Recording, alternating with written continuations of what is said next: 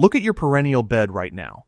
In August, some of those plants still have flowers hanging on them that are brown, curled, spent, done. And you're probably walking right past them, thinking it doesn't matter, thinking cleanup is a fall job.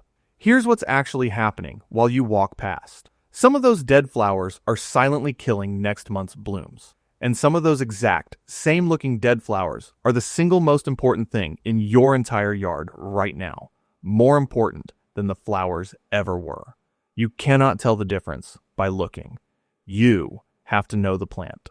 14 perennials on this list. 7 you need to deadhead this week, or you are quietly shutting down blooms you could still be getting before frost. And 7, where if you cut off that spent flower, you are throwing away bird food, pollinator habitat, and winter garden structure for absolutely zero benefit in return. I have made this exact mistake myself on a plant I'll get to later, and it cost me a full season of visits from a bird I genuinely look forward to every winter.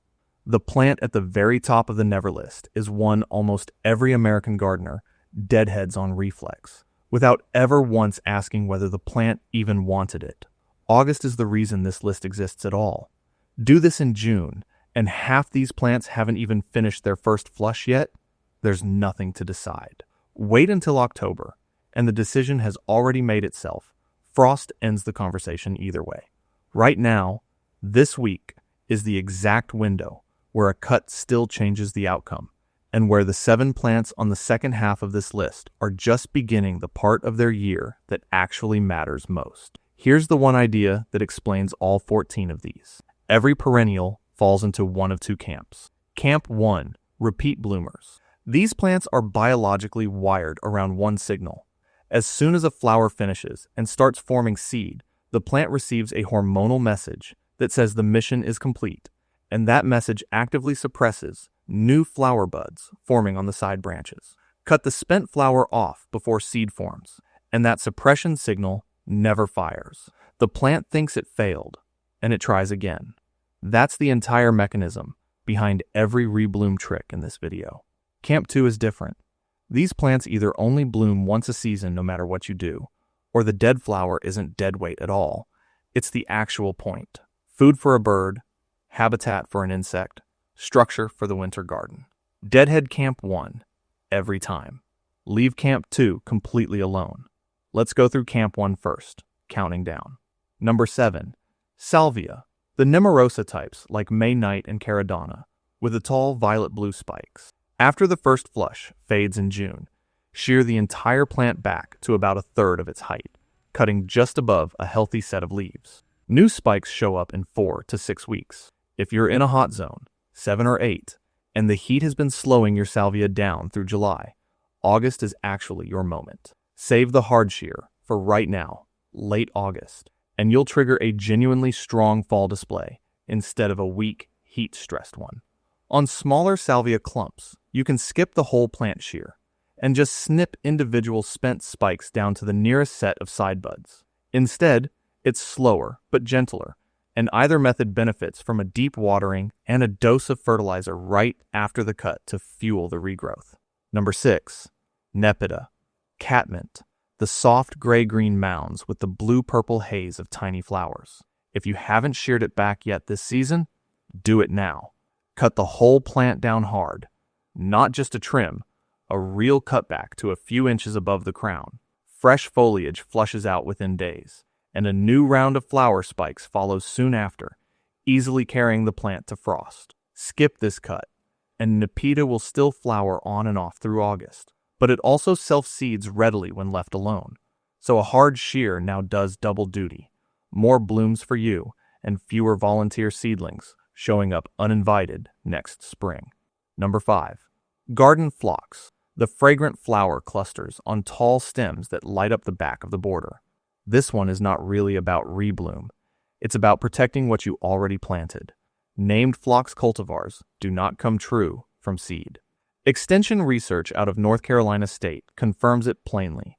If you let the flower heads go to seed, the resulting seedlings drift back toward a muddy, wild-type magenta, nothing like the color you bought. Growers who work with phlox at scale describe the same pattern every year.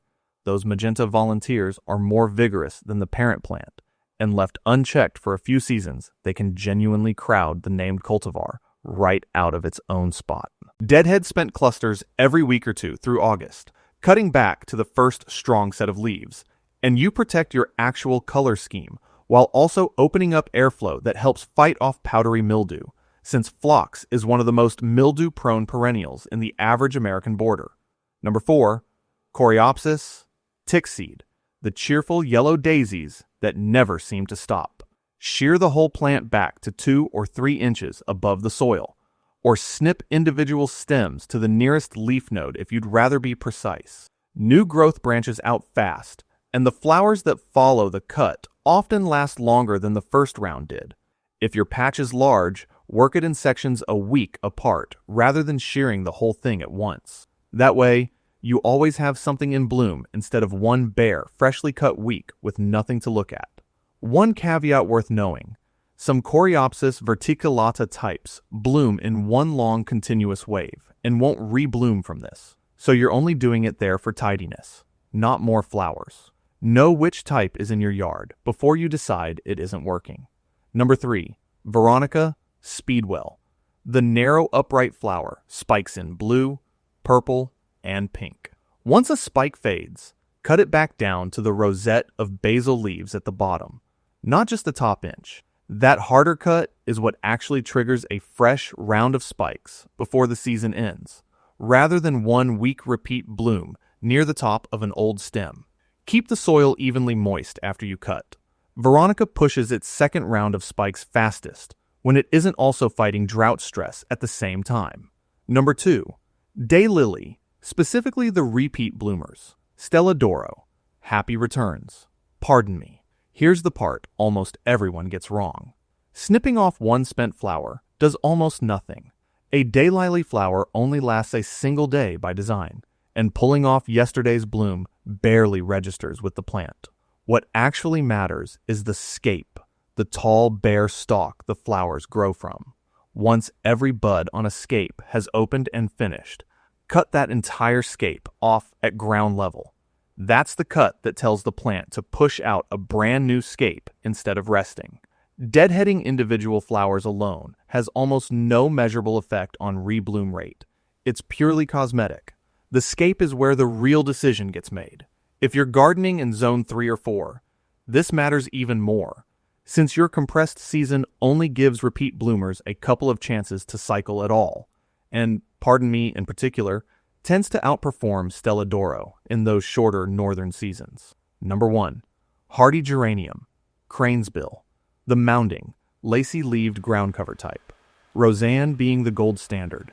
After the first big flush, which usually peaks by early summer, cut the entire plant back hard, by half to 2/3, not a light trim.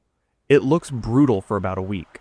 Then it fills back in with fresh foliage, and in Roseanne's case especially, can carry near continuous bloom all the way through zones 4 to 8 with this one cut back.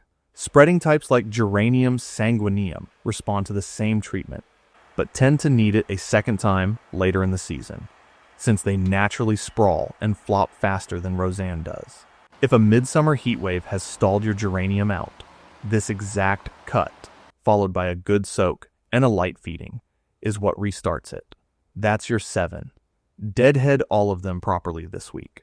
And you're not just tidying up, you're actively rewriting how much color you get between now and frost. Now, the switch. Quick note, if you caught the video I did on which perennials to divide and which to leave alone, you already know Baptisia hates a shovel. Turns out it feels almost the same way about pruners, just for a completely different reason. These next 7 perennials leave every single spent flower exactly where it is. Number 7, purple coneflower, Echinacea. Once the petals fade, the cone that's left behind is not garbage. It's a stocked pantry. Clemson's Home and Garden Information Center is direct about this. Deadheading should be delayed, because those seed heads are genuinely attractive to goldfinches in winter. Watch closely from October through the coldest months, and you'll see goldfinches clinging sideways to the cones, working every seed out one at a time, and a planting of even 6 or 8 coneflowers is often enough to hold a resident flock through winter. The straight species will also self-seed if you let it, which is how most established coneflower drifts actually got so wide in the first place. Cut those cones off in August, and you've quietly canceled a bird visit that was going to happen 5 months from now. Number 6. Black-eyed Susan, Rudbeckia, especially the goldsturm type. The near-black cones left behind after the yellow petals drop hold their shape right through winter, catching snow beautifully. Hardy from about Zone 4 all the way to Zone 10. This plant also has a real talent for self-seeding into generous drifts, which is exactly how most established Rudbeckia patches actually got that big in the first place. A related species, Rudbeckia nitida, has paler green cones on much taller stems and self-seeds far less enthusiastically. So if yours isn't spreading the way you expected, it may simply be a different type.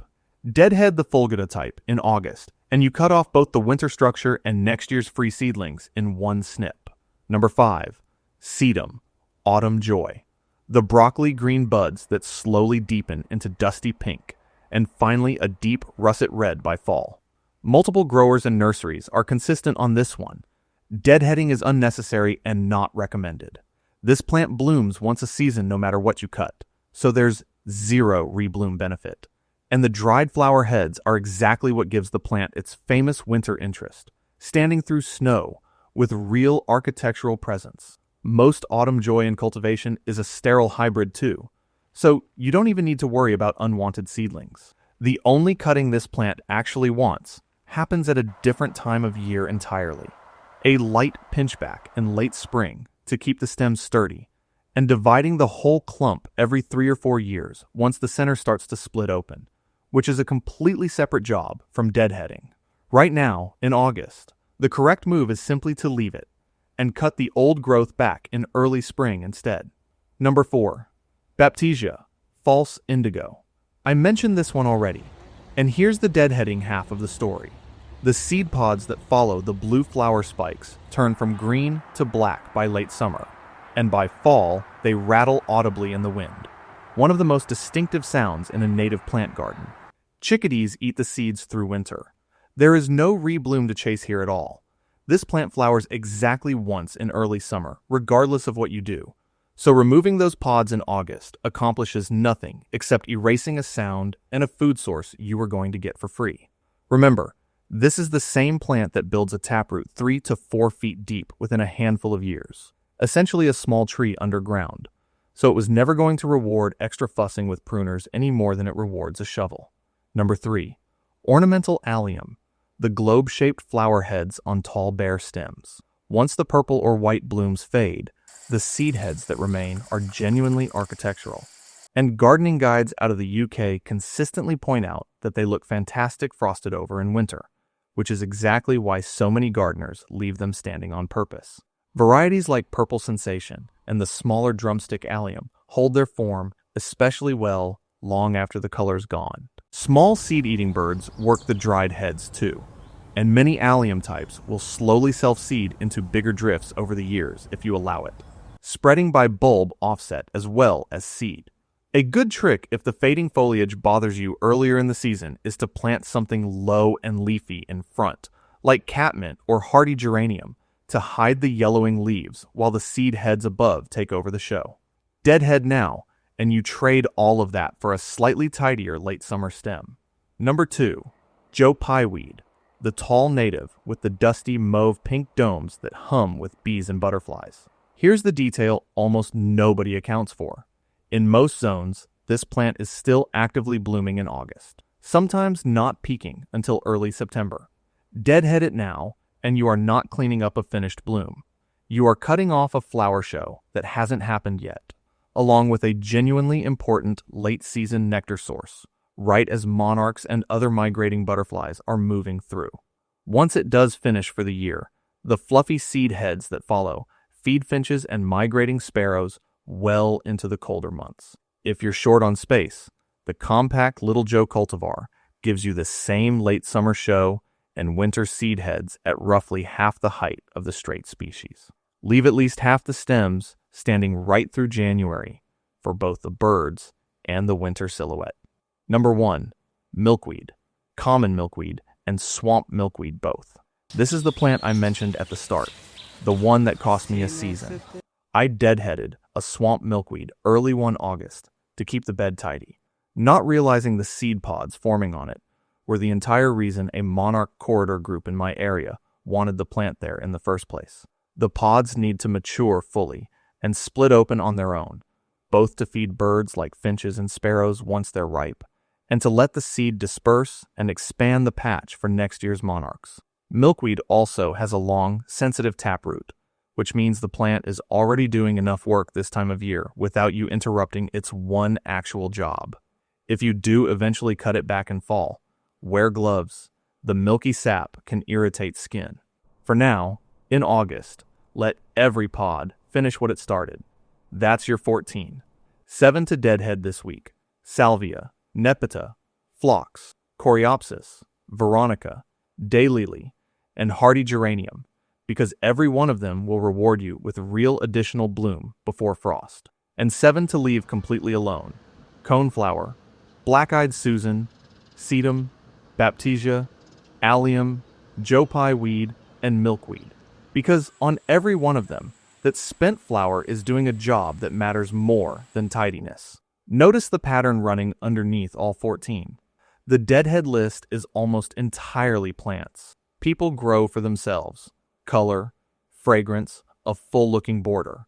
The leave-alone list is almost entirely plants that, whether you planted them for this reason or not, ended up working for something else too. A bird, a butterfly, a winter view out the kitchen window. Once you see that split, you stop needing to memorize a list at all. You just ask the plant what it's actually doing out there before you reach for the pruners. If this saved you from a mistake you were about to make this week, hit subscribe, because I put out a new one of these breakdowns every week, and half of what's in them is stuff I only learned by getting it wrong first. Drop your zone in the comments and tell me which of these 14 you've already got growing. I read every single one, and it shapes what goes on the list next. Go out this week and make the cut on the first 7. Then go stand in front of the second 7, and just this once, put the pruners down.